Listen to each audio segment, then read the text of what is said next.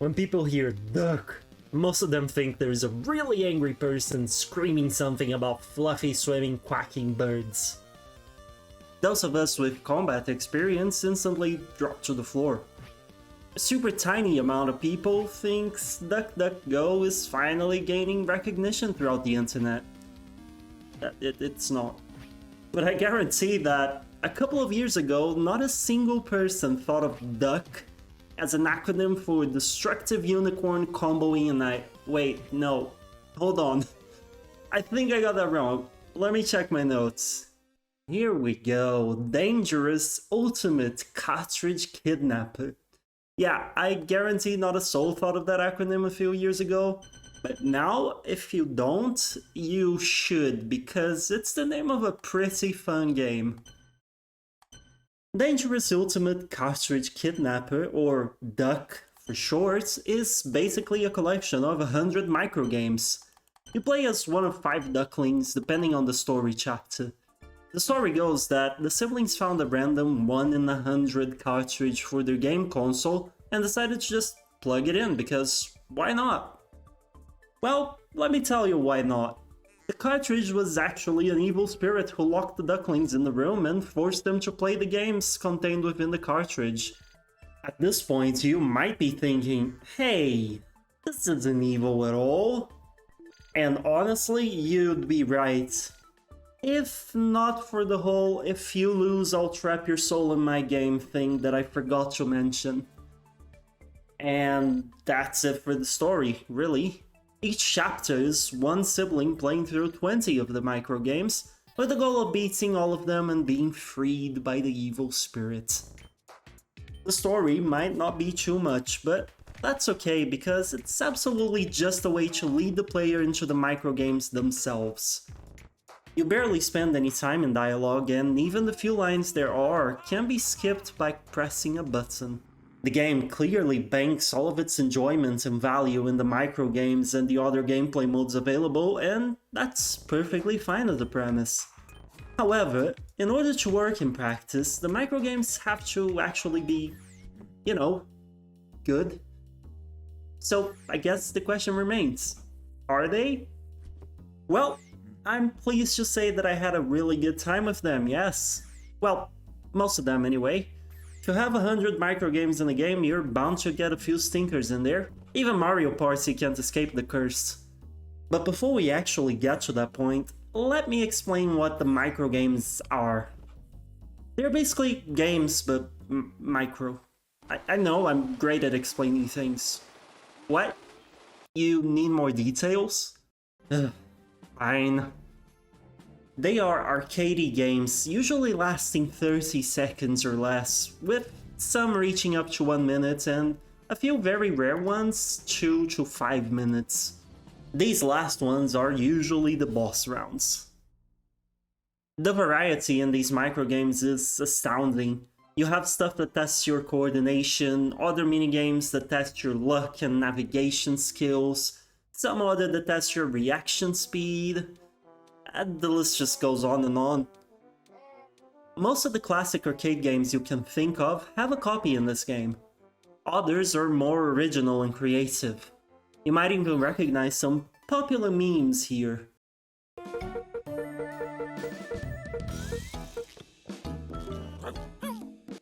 While the games are all varied, they all have very simple controls. Again, akin to the classics. At the beginning of each microgame, you also get a screen explaining the rules and the controls. While you might be tempted to just skip it and figure stuff out yourself, I'd caution against that, as some of the minigames are not actually super intuitive. Or, you know, maybe I'm just too low IQ for this. As far as the difficulty goes, there are 2 things that affect it, at least in story mode. The actual difficulty you choose, and the position the microgame is located in the queue, which is randomized. Basically, when you play through a chapter, the score you need to achieve to complete a microgame increases once after 10 games cleared, and the second time after 15 games are cleared. The other way to increase your difficulty is during chapter selection. As you choose a chapter, you can pick one of 4 difficulty levels. What they change vary a lot between each microgame, with some getting lower time limits and others getting stuff like whole different and harder maps for you to play through. They put a lot of care trying to make difficulties feel unique, which I appreciate, but I can't help but feel it's still lacking in some senses. I played the game in hard mode and lots of the stages were still pretty easy to get through, while other microgames felt almost impossible. This is one I had to skip. I felt like no matter where it's in my dang ship, I just didn't have space to do anything that wasn't blow up. Again, I probably didn't figure out something obvious, but that's alright because you can skip stages. Stage skipping works like this. In story mode, you have your 5 ducklings. Every chapter, they all start alive and end up working as your lives. Every time you skip a level, or whenever you die during the boss microgame, you lose a duckling. Lose all 5 and you get to start the chapter from the beginning. This creates a very interesting mechanic if you're playing without knowing the microgames beforehand, because you have to decide whether you want to save your ducklings for the final round, which tends to be a lot more difficult, or if you want to skip a particularly annoying level and just lose a duckling before the final level. It's an interesting mechanic, but trust me, you will find it hard to resist the urge to skip some levels. While most microgames felt good to me, a few of them were particularly obnoxious to play through. I just really couldn't stomach them. This one, for example, has you piloting a space station with floaty controls. You have to line the docking stations up to the rockets and get them safely in the station, but because of the controls, this isn't easy. And the footage you're seeing is easy mode, because I was testing the differences between easy and hard and forgot to record hard because I'm an idiot, but trust me, it gets worse than this. This specific microgame isn't hard, it's just really annoying. Some others are hard and annoying. But again, this is subjective and you may very well enjoy all that the game has to offer, or dislike a selection that I love. But I still had to mention this to get a point across. You won't be a fan of every microgame. I mean, it may sound obvious, but you never know who needs to hear this sort of thing. That being said though, if you dislike some microgames, you don't necessarily have to deal with them. Aside from the skip I mentioned, the game also has other game modes. There's a practice mode if you want to get good at the pesky microgames that keep eluding you, as well as the Golden Duck game that has you playing through each microgame on all difficulty settings to earn Golden Ducks, which you can then use for collectibles. I'll talk about those in a bit. There's also an endless mode where it's just minigame after minigame and whatever difficulty you choose, including randomized difficulty, if you so prefer. If you're not a loner like myself, there's also party mode. Remember how I said there are 5 ducklings? Well, you can get together with up to 4 of your friends for a total of 5 people playing the game. There are 2 modes here, both of them are competitive. One is just a good old tournament in which each player plays microgames and whoever gets the most combined score after a set amount of games just wins. The second one is a bit more involved and somewhat less competitive. Basically, the ducklings are chased by a huge animal. Can you guess which animal? I'll give you one chance. And they must play microgames while being chased. If you reach the minimum score, you get a boost in speed. If you fail, you trip and get closer to the monster. Fall enough and the monster tramples you and you're out of the game. Every player's goal is to survive the 15 microgames to get to the exit. While both of these modes are fairly simple, I have to say they are pretty fun. Throughout the game, as you play all these modes, you'll naturally achieve hidden objectives that give you different rewards.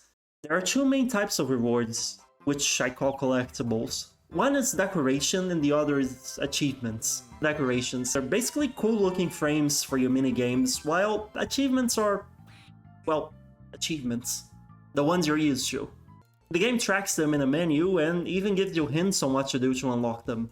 Same for the decorations, it's all pretty nice to have and I wish more games incorporated this. And if you're curious about the other aspects of the game, well, I'm pleased to say the visuals are pretty good as you've been seeing on camera, and the soundtrack is absolutely phenomenal at times. I'm legitimately in love with some of the tracks. Give a listen to my favorite here, which is the main menu track.